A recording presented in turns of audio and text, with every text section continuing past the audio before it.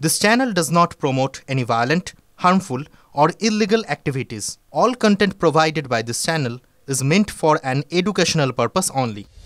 স্ত্রী নাবালিকা হলে তার সম্মতিতে যৌন সম্পর্ক হলে তাও ধর্ষণ বলেই গণ্য হবে।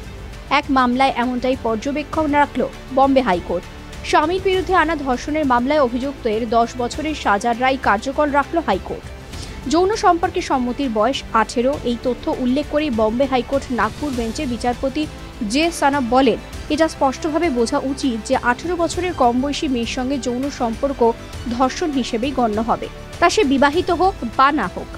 বম্বে হাইকোর্টের তরফে বলা হয়, যদি স্ত্রীর বয়স 18 বছরের কম হয় তবে সম্মতিক্রমে যৌন সম্পর্কের যুক্তি গ্রহণ করা হবে না। তর্কের খাতিরে যদি এটি বিয়ে বলে গণ্য করা হয় তারপরেও এটি ধর্ষণেরই সমান।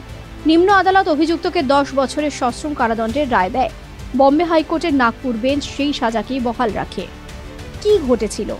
অভিযোগকারিনীর প্রতিবেশী ছিল অপরাধী। তাদের 3-4 বছর ধরে সম্পর্ক ছিল। সেই সময় অভিযুক্ত অনেকবার শারীরিক সম্পর্ক স্থাপন করার চেষ্টা করে, কিন্তু কিশোরী সেই প্রস্তাবে রাজি হয়নি।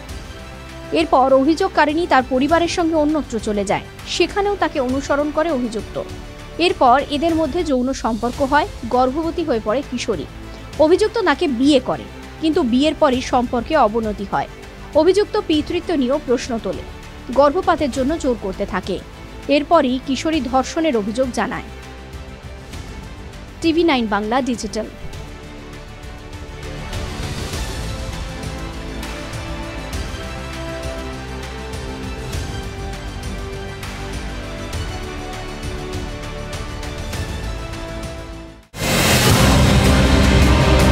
কে বলেছে সিপিআইএম শেষ, ফিকে হয়েছে লাল?